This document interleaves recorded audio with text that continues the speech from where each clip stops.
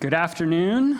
I'm going to invite him to my dissertation and do the introduction. Well, this will be a pretty easy talk because everything that I was going to talk about has already been discussed and mentioned, and so I'm going to hit a lot of highlights, including, Dave Skudis stole my joke about not having the proper outfit. I haven't worn a suit in 16 months, and I went to put it on this morning, and it was a little small, actually, or actually a little too big, I should say. Same with my shoes. I'm not sure what's going on with Dave, but I'm not sure what to do there. And then Mark stole my dad jokes, so I'm not sure that I have any more material. Although Jesse Clark and I have been talking about his hair loss problems over the last couple of months with COVID, so we could always go there, but I should probably jump in. So one of the themes that I've noticed so far in today's symposium is talking about children, and Bao did a wonderful job talking and showing pictures of her children. Those are my 3 kids looking at a pond up in Winter Park. Very proud of them. I paid them actually for that picture, so they had to stand there multiple times. But one of the things that also has come out to me that I've been learning about is why do we care about urban streams? What's the importance of urban streams? And children and the use of them, the access, the nature is certainly important. But I'm going to go back a little bit in history, as we like to do, and talk about, from the district standpoint, as I've been doing some research and work on this topic, why does the district care about streams, and why do the folks in this room that work for the district, consultants, contractors, care? And this quote comes from a master plan. I'm guessing that Ben or Bonus said it, but it's from 1985. So, really it gets to the point of what we've been talking about a lot today and over the last several years about HFLMS. I just say it fairly simply. And what's interesting is this was already starting to come into the district's understanding and thinking as back even in the 1980s of we're causing impacts, or we're improving those impacts, dealing with those impacts. Fast forward, what would it be? I should do math, 30 years. The poetic Bill DeGroat, I don't think Bill's here today, but Bill put out this quote. I'm not going to have you read it all, but you may or may not be familiar with. Anybody guess where this is at in the district's documents? Anybody know? Any guesses? Come on, district staff. Where's Holly? She knows. Go ahead. Nope. It's in volume 1. It's one of the quotes in volume 1. There's some really good stuff in all of the district's criteria, district's manual, but a couple of points to make here, and this will make Jess Clark, I'll buy you a beer afterwards because I'll make up for it, but these are urban stream corridors provide many critical functions in the life of a community. Now again, this is Bill DeGroat. Very poetic guy, right? If you've known him, you worked with him. He is the driest sense of humor I've ever met, and he's talking about the critical functions of life in a community. He's also talking about human beings being naturally drawn to water and the natural environment. Again, Bill DeGroat. Urban streams also provide an immense ecological resource and are central to the natural processes of a stream. And then finally, trails, recreational activities, floodplain, wetlands, riparian reservations are all important and critical community values. And what we've learned through the process of looking at HFLMS is that when we initially started, we had all the physical sciences at the top: hydrology, hydraulics, geomorphology, vegetation, and then community values. And what started to be annoying is that through the development process, is that we get through the discussion on, hey, the 4 technical, physical pieces, and then Jess Clark, who's been helping with the development of community values, he'd have an hour-long worth of stuff to talk about, and he'd only have 5 minutes. So he kept complaining about it. So we finally moved him to the top of the agenda, and light bulbs went off in our heads and said, wow, really, community values should be where we're starting this whole conversation. And I say that, in jest in light of making a few comments about Jess, but it's really been an important learning part of this whole process is the community values. If you start there, then everything kind of falls down from the rest of the development process. A couple more things about why we care and this is going to make Jacob James happy, is I'm going to talk more about Cherry Creek. So development, this is 1937. This is the middle part of Cherry Creek. The green and the yellow are natural and agricultural land uses. This is 1977. Go on down, 1997. So you're starting to see some development. That's what the pink and the red are. And then you get to 2016, and you can see that continued amount of development that's happening. And this is just one example. There were others that were shown of where all that development is happening. I think Barb had that amazing map of where there will be development. And this is just a snapshot of what's happening.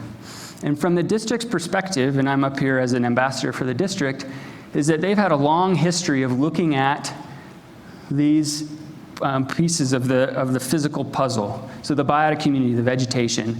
And this figure really looks at how, if you can imagine, the transect across the top, T1 through T6, is going from a natural zone to an urban core. So maybe even thinking about it as how urbanization would happen in that example of Cherry Creek. And you can see the vegetation is changing, the flow regime is changing. We're going much more to in-channel flows, and extreme flows are at the top. They're not getting out of bank. That's what that connected marginal areas looks like. And then the stream power is just going up and up and up. And the district has been looking at this, and that's a representative from that 1985 quote, for the last, almost since their inception, for 50 years. What's new is that now they're starting to look at the human connections or the community values, and then the transects associated or the indicators associated with that. So population density, land cover, the infrastructure, and then in particular the maintenance. And this is a character, but you can tell that the maintenance just continues to increase, the maintenance costs. And then on the bottom, what you see is there's less and less access to nature, there's less connection to place, there's more of the human uses, more restaurants, more buildings, but you also have a civic engagement component. And those at the City and County of Denver or other folks that work in local government, really that's what they're out there trying to do, is engage people in improving the people spaces as well as the physical spaces. So the district started to look at this more seriously in their strategic plan, and in particular being stewards of watersheds and streams. And a few things fell out of that, and this is really Laura Krager that kind of put these three objectives together. And it comes from three questions. I'm going to just flip through them real quick. Is how do we know that we are utilizing our limited resources wisely? That's a district question. How do we know that? How do we show we are making a difference in stream condition? And then finally, how do we communicate and evaluate if a stream is a HFLM? How do we even know what a HFLM is, first of all, but then how do we communicate it? And that really started this project that I've been working on with many others, including Laura, Mary Powell, Jess, Jeff Sickles, Jim Woolleman, Kyle Hamilton, Mary Powell, others that have been involved. And I just get to stand up here and kind of share our story a little bit about looking through the lens of the 5 elements. That's been talked about a lot. This is a new figure, a new graphic that we're trying on that tries to show the interactions of those 5 elements, and trying to integrate those 5 elements into the district projects. And really, the idea is that they're planned, designed, and constructed. Now, maybe not all of the district's projects. It's really going to depend on your context, and in particular, your project goals. But the idea is that this HFLMS framework, this process, will help open the dialogues and the discussions and bringing more of the stakeholders to the table that have been talked a lot about in previous presentations. So a few objectives. I'll quickly run through these.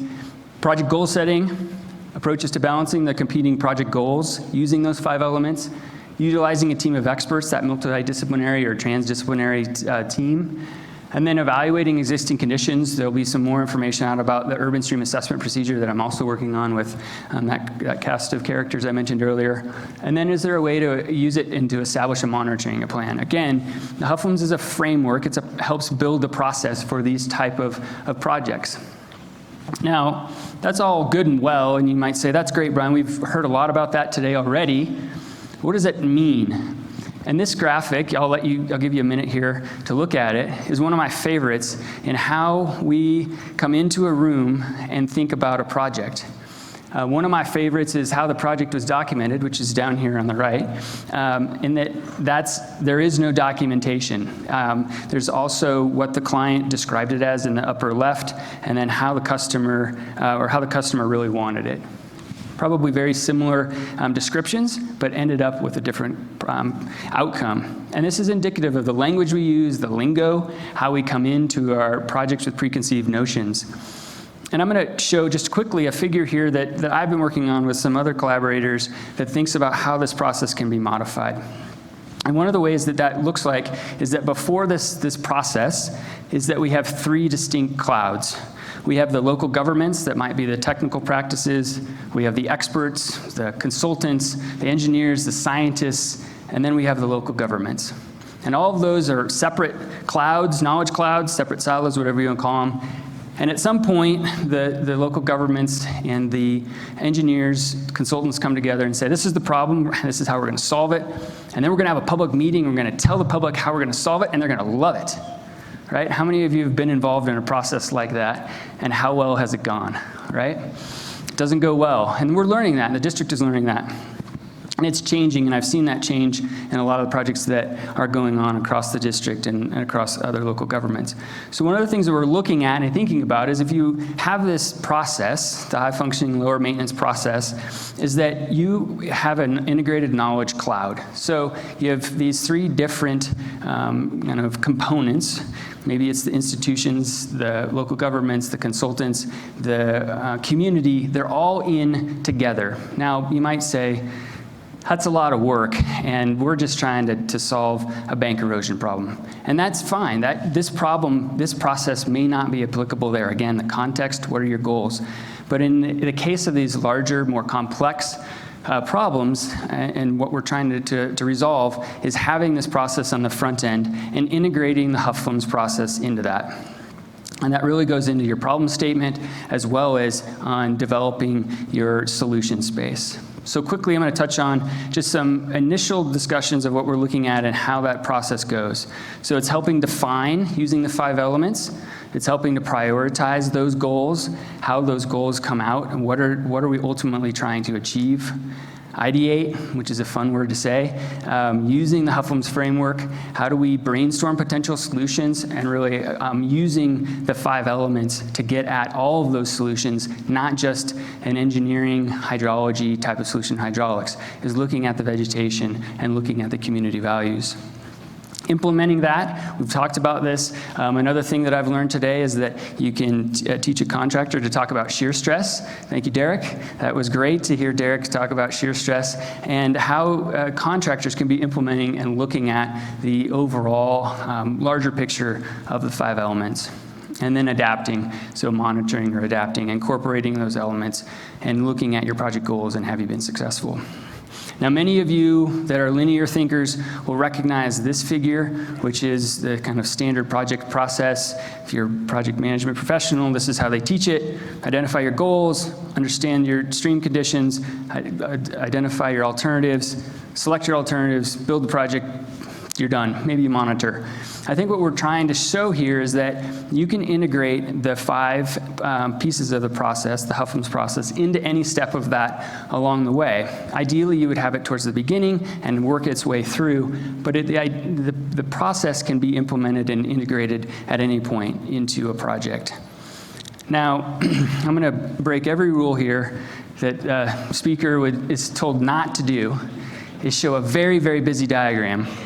Because this is ultimately the HFLMS framework. This is the matrix.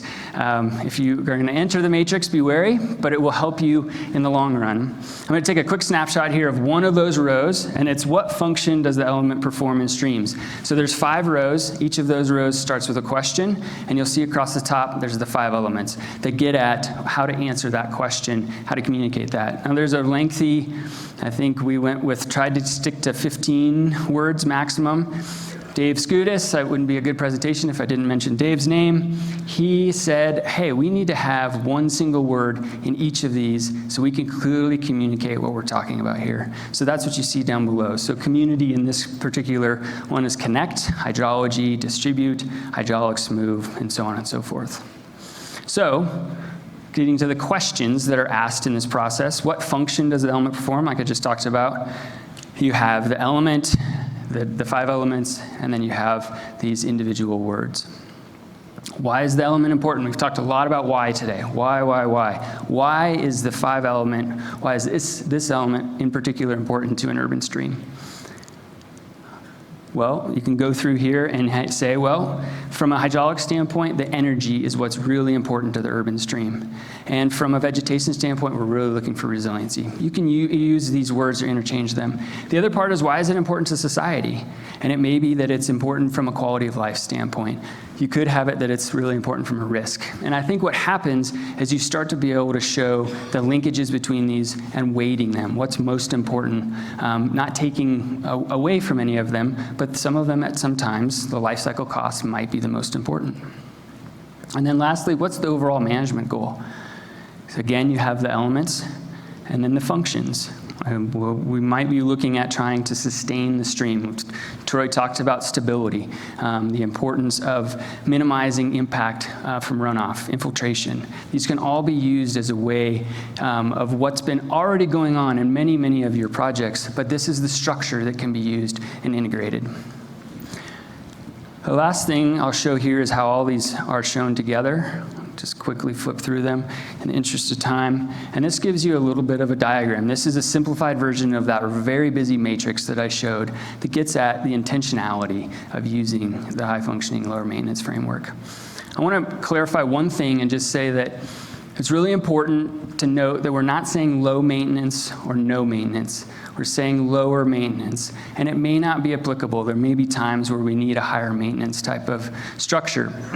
In this case, what we're trying to change is from a singular focus on the kind of only flood control type of perspective and going towards more of the distributed watershed management that was talked about by Barb or Bao and others on Oak Gulch. This idea of sequencing the change from the centralized flood control to distributed watershed management is, I like to use this word, a unicorn. If you're familiar with that in the financial industry, it means it's something new. It's never been created, it's novel, or they've just made $1 billion. I don't think we're gonna make $1 billion, but we're gonna create something new and novel and interesting. But believing that you can retain equal flood protection while moving to distributed and dynamic nature-based solutions is hard. It's hard, and we're recognizing that. We're recognizing it on the South Platte River. We're recognizing it on Sand Creek, on all these watersheds that have been encroached. And what we're trying to say is we need to give floodplain room, just like Dave Bennett's talked about. And that's the takeaway, is that where we're already encroached, it's hard. So let's learn those lessons and move more towards giving the stream space. So lastly, and normally I would do this with kind of a raise of hands, but in the interest of time, I'll move on. What does a Hufflam's stream look like? We've seen several examples. Does it look like this? This is one of my favorite caricatures of a stream that's highly degraded. This comes from the USGS. I don't think it looks like that. Maybe it looks like this, South Platte River. Maybe it looks like Wonderland Gulch up in Boulder. Again, the context is what really matters. So in closing here, a couple of things. Key takeaways: streams are the last often natural areas in the urban landscape. John Vlines, this is credit to you. Kudos to you from that quote. Our uses of those streams affect the integrity, function, and benefits. Physical constraints and the social context directly influence urban stream management and maintenance, and this is a key of what the district is trying to better understand and how they use their money more wisely. And then stewardship. We've talked a lot about stewardship of our streams fosters that appreciation for and protection of humans and natural systems. Again, the 5 points ambassadors reinforce that. Lastly, the takeaway of the structure, the process, the framework is really a structure and guidance. It's meant to be nimble, it's meant to be integrated where it's possible at the front end of a project or the middle part of a project, but really considering all the aspects of the 5 elements. Lastly, and this is just too busy to show, but this is what the Hufflam's process ultimately can deliver. And I encourage you to go and look at this information on the district website. There's a QR code. Way to go, Mark. And then these are my co-conspirators in the whole process. Laura's the one taking the picture, so you can't see her, but it really has been a tremendous effort, and thank you very much.